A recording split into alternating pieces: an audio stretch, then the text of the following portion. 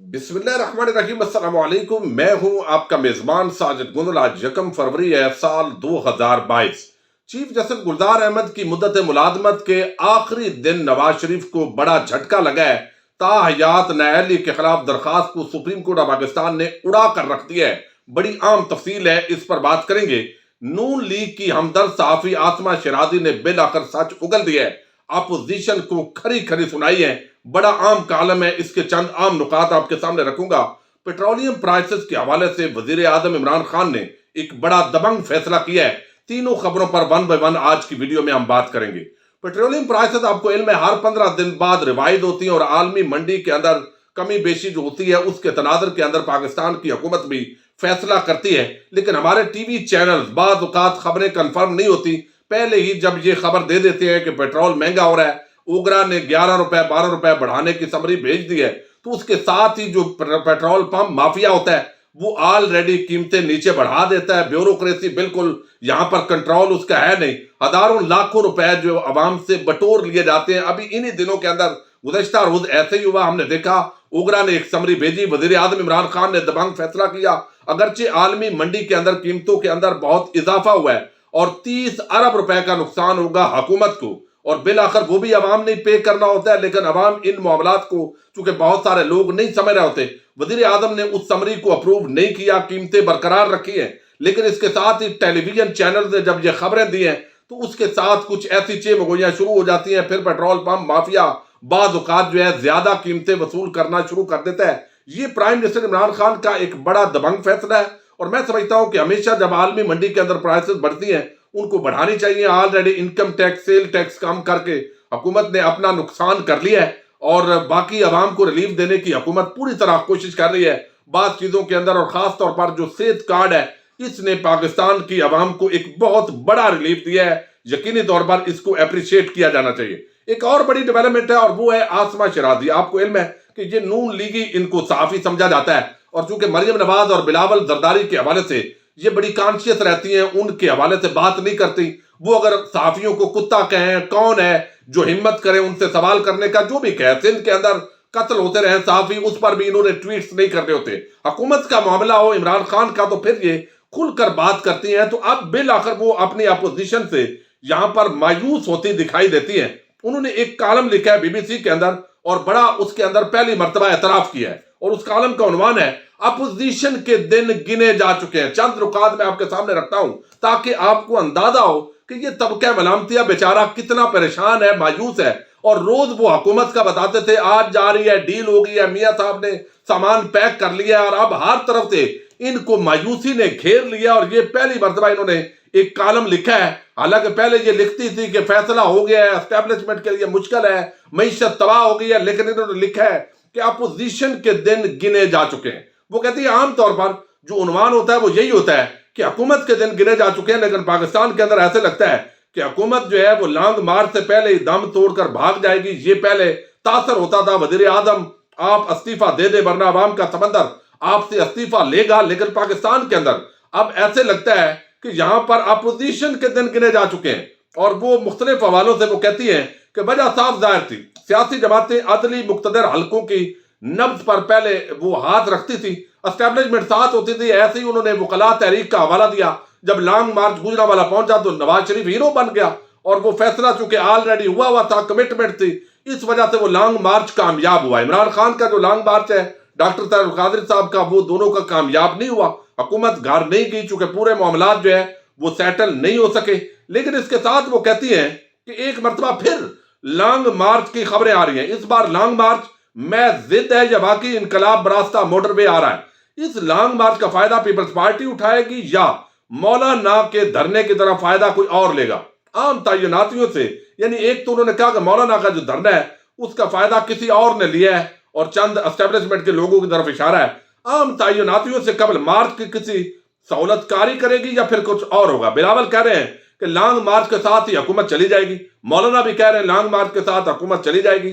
23 मार्च जो है वो उन्होंने लॉन्ग मार्च का ऐलान किया हुआ है। मुत्तहिदा अपोजिशन कौमी असम्बली के अंदर जो चमत्कार दिखा सकती है या नहीं, ये सवाल मीडिया पर रोज होता है। लेकिन सेनेट के अंदर बिल अप्रूव हो जाते हैं, कौमी असम्बली में हो जाते हैं, हुकूमत जो है وہ اقلیت میں ہونے کے باوجود سینٹ کے اندر بل اپروو کرا لیتی ہے اور بڑے بڑے عام لوگ غائب ہو جاتے ہیں، تو اس کا مطلب ہے کہ جو ہم کہہ رہے تھے کہ جنرل فیض امیر بدلیں گے تو سارے حالات بدل جائیں گے، ایسی بات تو نہیں ہوئی۔ ادارے آج بھی وزیر اعظم عمران خان کے ساتھ کھڑے ہیں، تو بیچاری کو پریشانی یہ ہے۔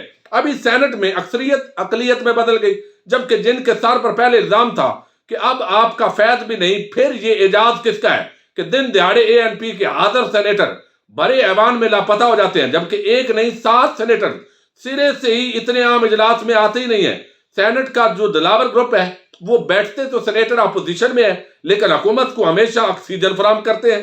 اکثریت اقلیت میں بدل جاتی ہے اور وہ کہتے ہیں کہ نون لیگ اپوزیشن کی بڑی جماعت ہونے کے باوجود اشیرباد کی منتظر ہے کہ میاں صاحب اشاروں پر تبدیلی کا کیا فائدہ ہے کہ بظاہر اصولی موقف، جبکہ اندرونی طور پر جماعت صرف خاندانی لڑائی میں الجھی ہوئی ہے۔ شہباز شریف جو ہے انہوں نے رائے دی ہے اپنے نواز شریف کو کہ شہباز شریف کو فل سپورٹ کریں اور ان کا جو رائے ہے اس کو وزن دے تاکہ کسی طریقے سے بھی یہ حکومت تو جائے۔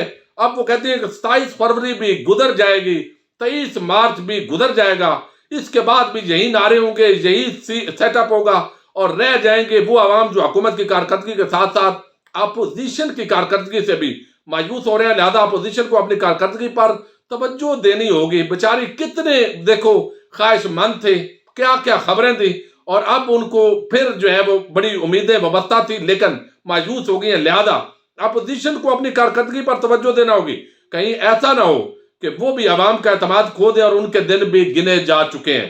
تو یہ پورا طبقہ ملامتیہ جس طریقے سے پریشان ہے اور یہ ساری چیزیں آئی ہیں آپ کے سامنے ہیں اور بیچاروں کا کچھ نہیں بنا۔ عمران خان آج بھی وزیر اعظم ہے اور عمران خان نون لیگ کی ہمدرد صحافی غریدہ فاروقی ہو، عاصمہ شرادی ہو یا پورا طبقہ ملامتیہ، وہ پریشان دکھائی دیتا ہے۔ اب سپریم کورٹ آف پاکستان نے، آپ کو علم ہے کہ تاحیات نیالی کے خاتمے کے لیے سپریم کورٹ بار ایسوسی ایشن کے صدر احسن بھون نے ایک درخواست دائر کی، اور یہ اس کو آپ کو علم ہے اٹارنی جنرل سمیت چودھری اعتزاز احسن اور باقیوں نے اس کو پراکسی پٹیشن کا، یعنی یہ بیسیکلی سپریم کورٹ کو آگے رکھ کر بار کو تو باقاعدہ نون لیگ کی بی ٹیم بنانے کی ایک کوشش ہے، اور وہ کہتے ہیں ہمارا یہ کام نہیں ہے، لیکن بار کے صدر جو ہے وہ عجیب کھیل کھیل رہے ہیں جو ان کو نہیں کھیلنا چاہیے، بلکہ براہ راست نواز شریف ہوں، جہانگیر ترین ہوں، سب کو اپنی درخواست خود دینی چاہیے۔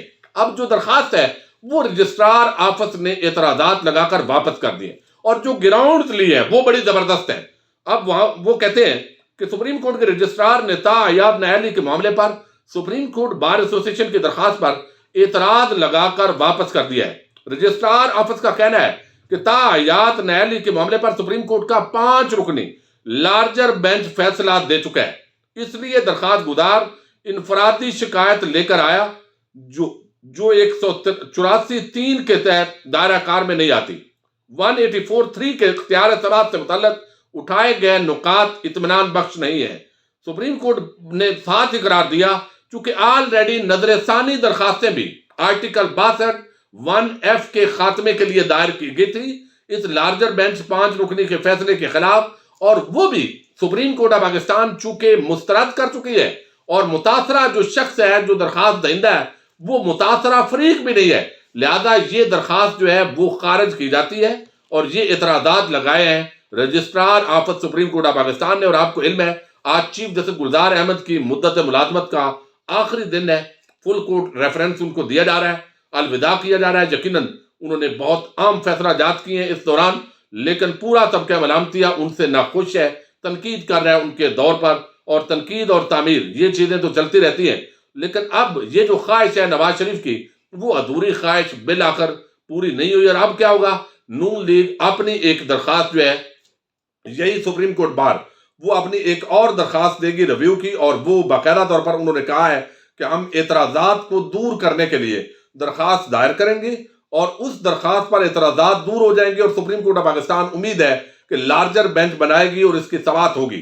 تو نواز شریف کو کس طریقے سے آپ اندازہ کر لیں، کوئی بڑا صحافی ہے، کوئی وکیل ہے، کوئی کسی بڑے ڈپارٹمنٹ سے تعلق رکھتا ہے، کوئی کسی ڈپارٹمنٹ سے، تو کتنے لوگوں پر نون لیگ اور آل شریف نے کس طریقے سے انویسٹمنٹ کی ہے، اور بڑے بڑے مافیاز نے کس طرح اس حکومت کو ٹف ٹائم دیا ہے۔